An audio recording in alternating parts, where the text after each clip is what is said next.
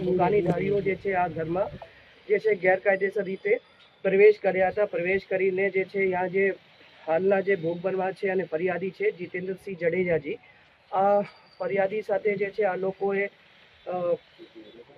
એને ભયમાં મૂકીને અને એને જે સામાન્ય ઈજા કરીને આ સાઈડમાં બેસાડી દીધા. પછી આ જે છે કબાડમાં જે કેશ હતી, આ કેશ આ જે છે લૂંટારુઓ એ લઈને ત્યાંથી ભાગી ગયેલા છે. રાતે જે છે કરીબ જે છે 2 વાગ્યા પછી પોલીસ સ્ટેશનમાં આ બાબતની જાણ કરવામાં આવેલી.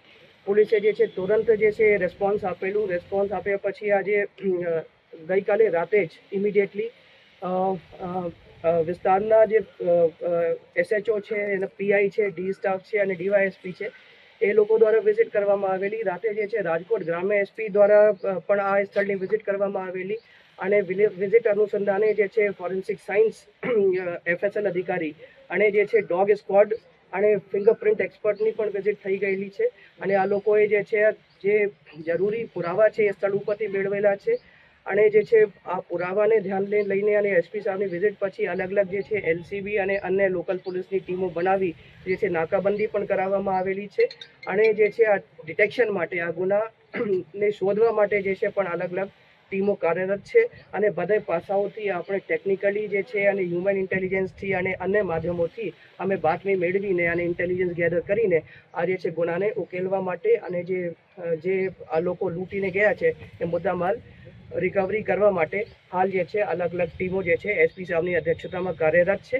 અને મને ઉમ્મીદ છે કે આ જે ગુનાના જે ઉકેલ છે અમે બહુ જલ્દીથી લાવીશું અને આ ગુના ડિટેક્ટ કરીશું. આજે જે છે જે ગુના દાખલ કરવામાં આવેલા છે ધાડ મુજબના દાખલ કરવામાં આવેલા છે. એટલે જે છે અમે માનીને ચાલીએ કે 5 લોકો જે છે આ બનાવના સમયે હાજર થયા હતા. પણ જે છે એક્ઝેક્ટ કાઉન્ટિંગ જે છે 4 થી 5 લોકો જે છે ફરિયાદી દ્વારા બતાવવામાં આવેલ છે.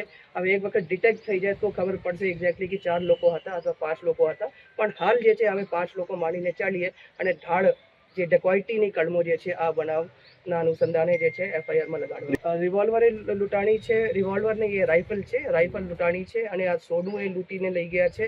અને જે છે આજે જે વસ્તુની લૂંટ થઈ છે એ બધી વસ્તુની મેન્શન જે છે FIRમાં છે. અને જ્યારે આ ગેંગ પકડાશે ત્યારે જે છે આ બધી વસ્તુઓ આ લોકો પાસેથી પોલીસ દ્વારા જે રૂપિયા ક્યાંથી આવ્યા અને કેમ જે છે આ સ્થળે ઉપર રાખ્યા હતા એ બધું તપાસનો વિષય છે. હાલ જે છે અમે જે છે ફર્સ્ટ પ્રાયોરિટી છે કે આ જે વિક્ટિમ છે એને ઉચિત સારવાર મળે. તે સિવાય જે છે જે ઇમિડિયેટલી ટીમો બનાવીને જે આ બનાવ પછીનો જે ક્વિક રિસ્પોન્સ માટે જે છે પોલીસ કાર્યરત છે. પણ જે છે બધા પાસાઓથી આપણે તપાસ કરીશું અને શું ગયું છે, કેશ કેટલી ગઈ છે, કોણ લઈ ગયા છે, આ બધી વિગત જે છે તપાસ. રાત્રે 1:30 વાગે 5 શખ્સ આવ્યા, દરવાજો તોડ્યો અને અંદર ઘૂસ્યા. હું ધડાકો બોલ્યો એટલે હું જાગ્યો તો મને બૂકો મારીને પાડી દીધો, મોઢે ડૂચો દઈ દીધો. સળિયો લઈને એક આદમી ઊભો રહ્યો. 4 જણા અંદર જઈને લૂંટને અંજામ.